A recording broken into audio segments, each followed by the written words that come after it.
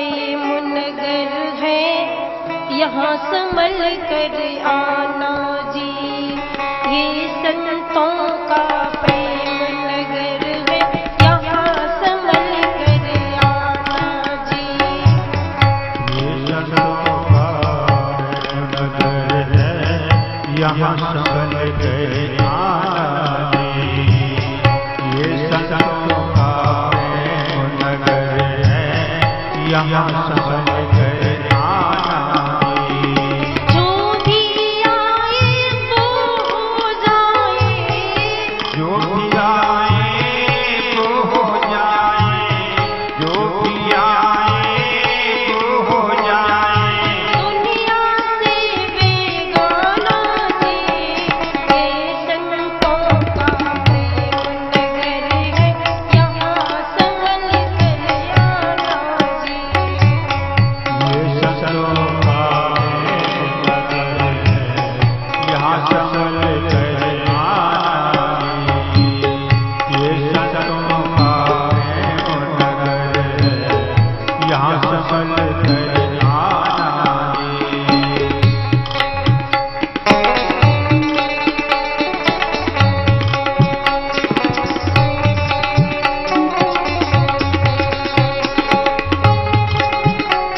एक बार हाथ ऊपर करके तालियां बजाएंगे सब लोग। ऊपर हाथ करिए।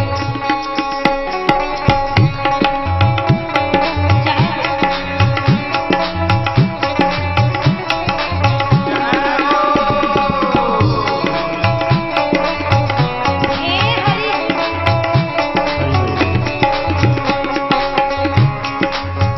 जो भी आए वो हो जाए, जो जो भी आए तो हो जाए, जो भी आए तो हो जाए। दुनिया से बेगाना जी। ये संतों का प्रेम नगर है, यहाँ संभल कर आना जी। ये संतों का प्रेम नगर है, यहाँ संभल कर आना जी।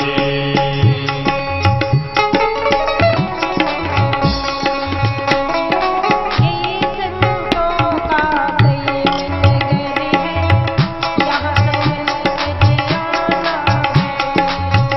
ये संतों का प्रेम नगर है, यहाँ संभल कर आना जी। ये संतों का प्रेम नगर है, यहाँ संभल कर आना जी।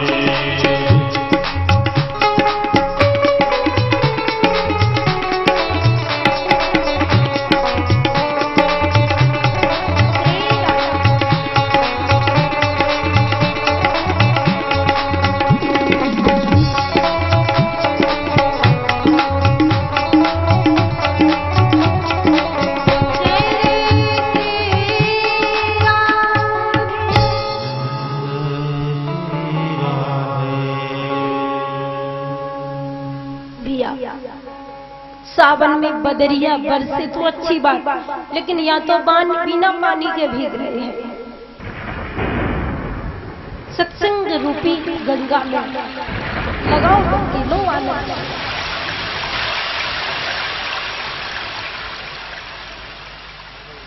श्री सुखदेव भगवान को ये भागवत कथा परीक्षित राजा को सुनानी पड़ी। यहाँ पर सूत जी को सौनकादिक ऋषियों ने कहा, परीक्षित, ये परीक्षित कौन है? परीक्षित तो परम भक्त है भगवान के। महाराज,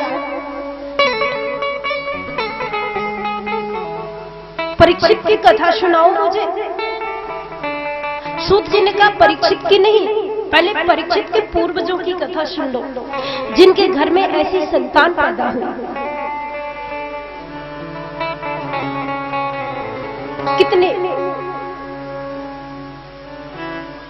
कितने महान होंगे वो लोग जिनके घर में परीक्षित पैदा हुआ।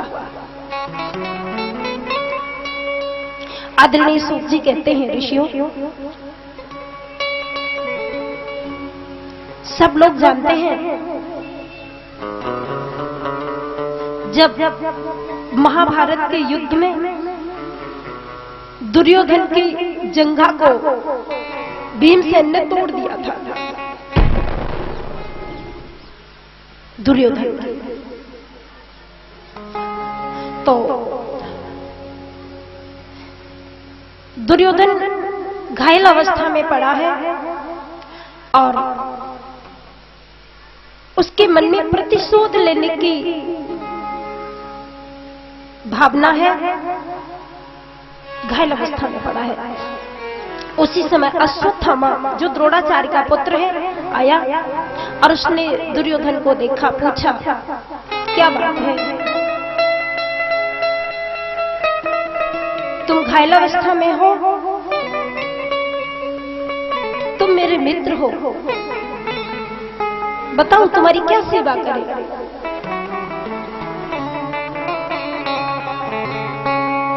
तो उसने कहा, दुर्योधन ने, तुम्हें नहीं पता कि भीम ने मेरी जांघ को तोड़ दिया है और इस अवस्था में मैं पड़ा हूं, इससे अच्छा तो मृत्यु हो जाए, ठीक है, मरना अच्छा, लेकिन इस अवस्था में जीवित रहना भी बुरा। अश्वत्थामा ने कहा, आप चिंता मत करिए, मैं जाता हूं और कुछ न कुछ करूंगा, तुम्हारे बैर का बदला लूंगा। अब देखो, संगति का असर बहुत जल्दी पड़ता है। अश्वत्थामा द्रोणाचार्य का बेटा था और द्रोणाचार्य कितने अच्छे थे, जिन्होंने, जो अर्जुन के भी गुरु थे, द्रोणाचार्य ज्ञानी भी थे, धर्मात्मा भी थे, और ऐसे बाप की संतान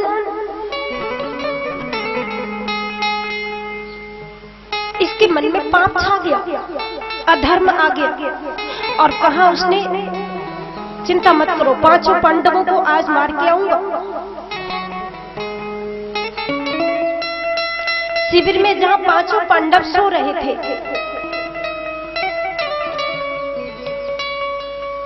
द्रुपद की पुत्री द्रौपदी, अर्जुन, भीम, नकुल, सहदेव, युधिष्ठिर दिन में तो युद्ध करते हैं और रात को अपने कक्ष में, अपनी कुटिया में जाकर विश्राम करते हैं, सो रहे थे रात के समय। अश्वत्थामा जब वहां से चला तो देखो, एक पेड़ के नीचे जाकर बैठ गया, ध्यान देना, और पेड़ पर उल्लू बैठा था, उल्लू।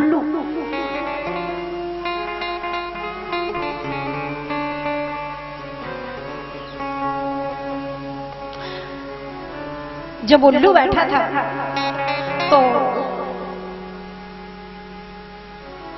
अश्वत्थामा ने उल्लू को अपना गुरु बनाया।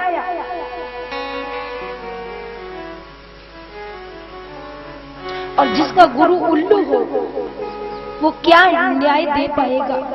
एक बार पक्षियों की सभा इकट्ठी हुई, सभी पक्षी इकट्ठे हुए और पक्षियों में ये प्रस्ताव रखा गया कि राजा किसको बनाया जाए,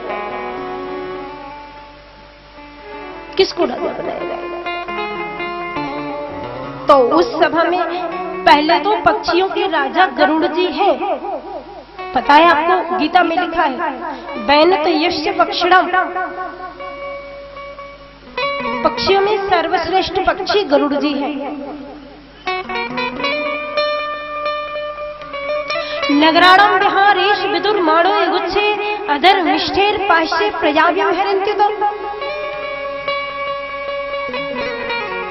कृता द्विजाश्च भयोर्दिता प्रकृलोर्दिता त्राता रमलवन्तो वै नमस्यन्ते महा।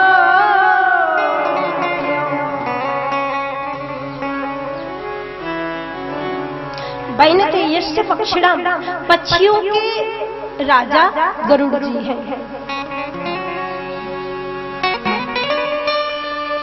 पक्षियों ने कहा देखो भैया, गरुड़ जी तो भगवान विष्णु के वाहन हैं, सो वो तो भगवान के ही पास रहते हैं, हम लोग क्या कर रहे हैं क्या नहीं कर रहे हैं, गरुड़ जी कभी आके देखते ही नहीं। उनको तो इतना समय नहीं मिलता है कि वो हम लोगों को न्याय दे सके।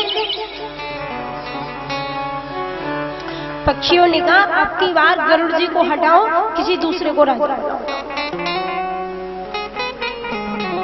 किसे बनाया जाए? गरुड़ जी को हटा दिया। अब पक्षियों में सभा जब हुई तो प्रस्ताव रखा, बोले किसको बनाए? सब लोगों ने मिलकर कहा उल्लू को राजा बनाओ।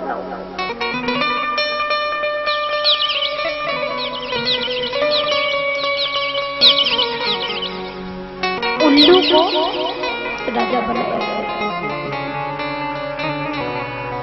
बस ठीक है, एक थाली में हल्दी चावल लेकर के कुर्सी डाल के बोले बिठाओ और तिलक करो, राजा बनो। उसी समय पेड़ की डाली पर कौआ बैठा था। कौआ ने कहा भैया, जिसे दिन में दिखाई देता नहीं है, जो अंधा, उसे राजा बनाओगे, और जिसे दिखाई देता नहीं वो तुम्हें क्या न्याय दे पाएगा? तुम्हारी बुद्धि तो खराब नहीं हो गई? उल्लू और राजा, जो खुद अंधा है वो क्या न्याय देगा? पक्षियों ने कहा बात तो सही है। हाँ हाँ ठीक है ठीक है, इसे मत बनाओ।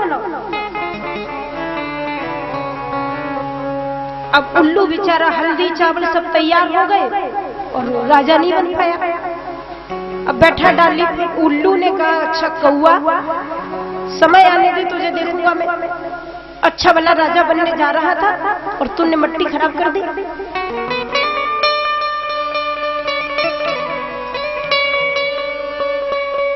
बस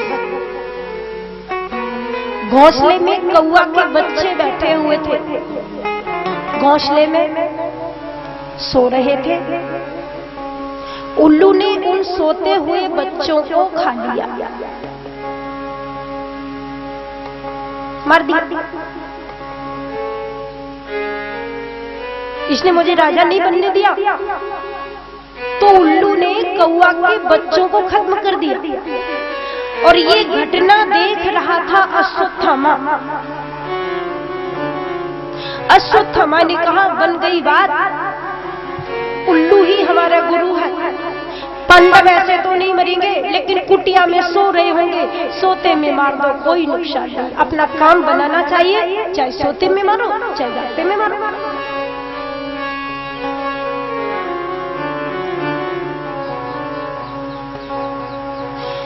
नोलू को पिबलोकते दिदिवा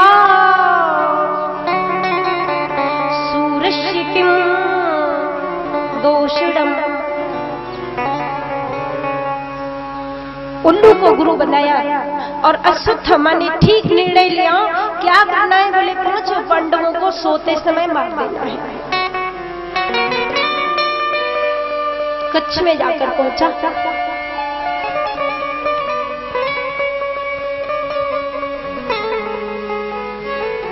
बाकी बिहारी को पता चला अश्वत्थामा जी आ रहे हैं। कच्छ में घुसने से पहले ही भगवान ने एक युक्ति बनाई। 5 पांडवों को दूसरी जगह जाके सुला दिया। द्रौपदी के 5 बेटों को पांडवों की जगह सुला दिया।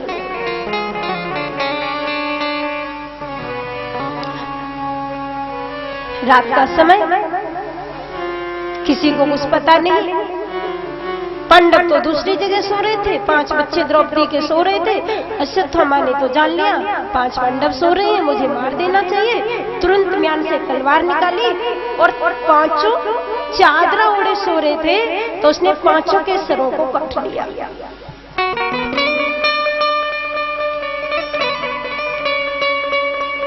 प्रश्न हुआ और उसको लेके सरों को रख लिया अपने थैले में। दुर्योधन को दिखाऊंगा, खुश होगा।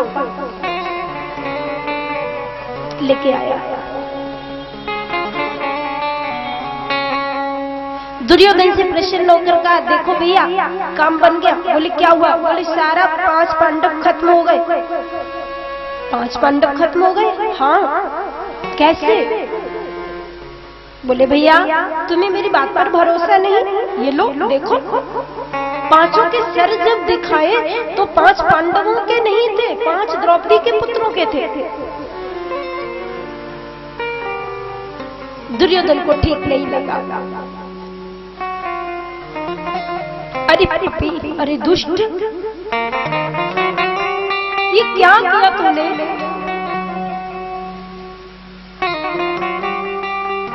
अरे बच्चों का हत्यारा, तू 5 पांडवों को मारता तो मुझे, मेरी आंख में आंसू नहीं होता, मुझे खुशी होती। लेकिन नहीं, तूने तो द्रौपदी के 5 बेटे मारे। जैसे अर्जुन के बेटे वैसे मेरे बेटे थे। और तूने तो उस स्थिति तक मुझे पहुंचा दिया कि पांडवों का मेरा विनाश होने के बाद मेरा वंश निर्वंश हो जाएगा। इस वंश में कोई पानी देने वाला भी नहीं रहेगा।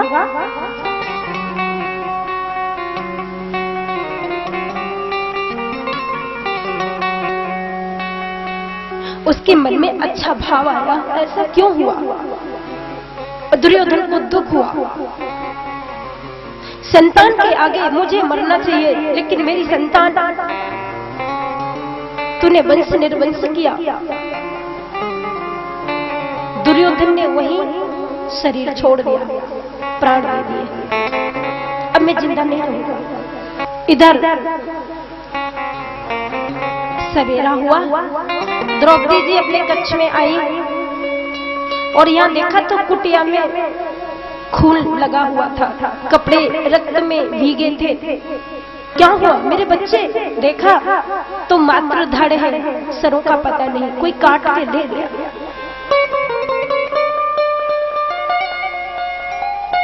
द्रौपदी को ठीक नहीं लगा, ये कौन आया? मेरे बच्चों ने तो किसी को कुछ बिगाड़ा भी नहीं।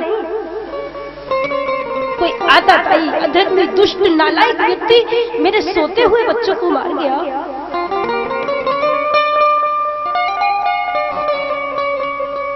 अब बच्चे तो बच्चे, माँ तो माँ, बहुत रोई द्रौपदी। भगवान ने समझाया, बहन मत रो, जो हो गया होना था हो गया। अर्जुन को लगा अरे, द्रौपदी को अर्जुन ने भी समझाया, ये घटना घट गई देवी, अब रोना छोड़ो, सोचो क्या करना है।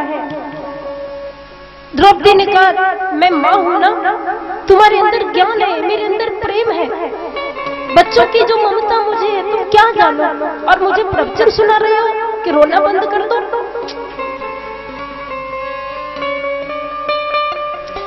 अर्जुन ने कहा, देवी मैं शपथ लेता हूं, प्रतिज्ञा करता हूं तुम्हारे सामने,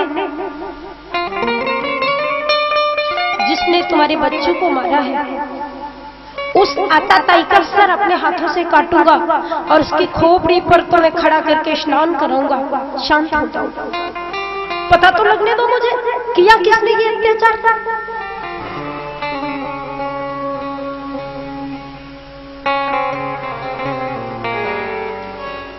भगवान से पूछा, कान्हा ये कैसे घटना घटी? भगवान ने अर्जुन को कहा, अर्जुन घटना घटाने वाले का पता तो मुझे है, चलो मेरे साथ। आपको पता है? हाँ चलो। कृष्ण सारथी, अर्जुन महारथी। जहां भाग रहा था अश्वत्थामा, पता चल गया कि अर्जुन मुझे मारने की प्रतिज्ञा कर चुका है,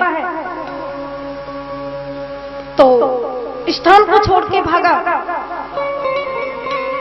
अर्जुन कृष्ण के रथ में बैठे हुए भागे,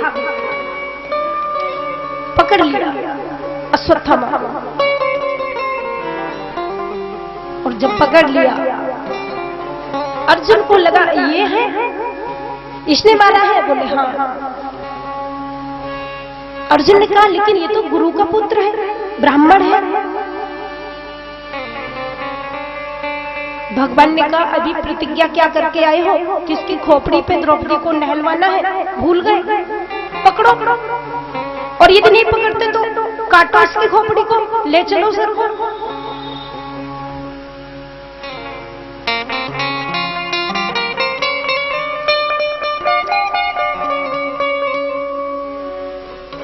धर्मिष्ठा पर्यन्ते पापयान वर्तते जनः। एक ब्राह्मण होकर इसने पाप किया। अर्जुन ने कहा चलो पकड़ता हूं, पकड़ लिया, लेकिन मारने को मन नहीं करता है। द्रौपदी के बेटे मारे गए हैं, द्रौपदी जो निर्णय लेगी वही करेगी। द्रौपदी जी के सामने उपस्थित किया गया।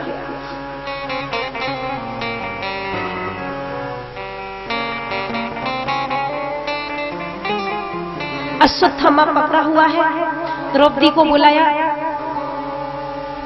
पूज्य द्रौपदी जी ने आकर देखा अर्जुन ने अश्वत्थामा को पकड़ रखा है। द्रौपदी क्या है?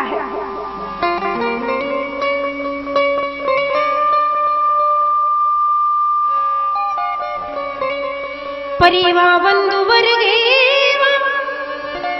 मित्रे द्वेष्टरे वा सदा आपन्ने रक्षाभ्यां तुदयस्या परिकीर्तितः।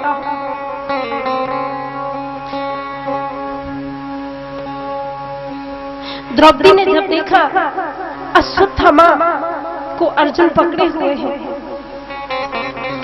पूछा कौन है ये, इसे क्यों पकड़ के लाए? अर्जुन ने कहा इसी ने तो तुम्हारे पुत्रों को मारा है। क्या कह रहे हैं आप? इतना बड़ा व्यक्ति, इतना महान व्यक्ति इतना छोटा काम कर सकता है? कभी कभी ऐसा ही होता है, जो बहुत महान होते हैं वो ऐसे काम कर जाते हैं जिनकी हम कल्पना भी नहीं कर सकते। लेकिन नहीं, द्रौपदी ने कहा मुझे भरोसा नहीं, मुझे विश्वास नहीं होता, प्रणाम किया अश्वत्थामा।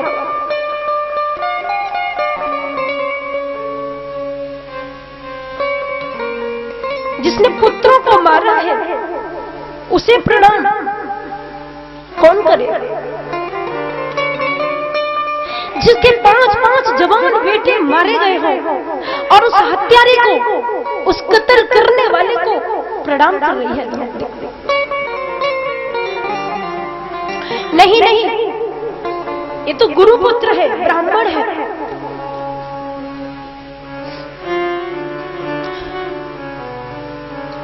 अर्जुन को कहा छोड़ दीजिए। अर्जुन ने कहा देवी पहले बात तो सुन लो पूरी। ये हत्यारा है पुत्रों का, तुम कहो, मैंने शपथ ली है, तुम जैसे कहोगे इसे दंड दूंगा।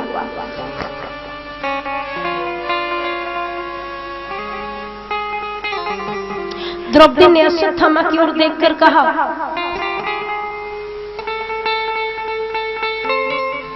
इतने अच्छे होकर, इतने बड़े होकर आपको तो हम तिलक करते हैं, आपको तो हम माला पहनाते हैं, आपके हम पैर छूते हैं, आपकी आरती उतारते हैं, आपने ऐसा जघन्य काम किया, ऐसा पाप किया आपने? खैर कोई बात नहीं।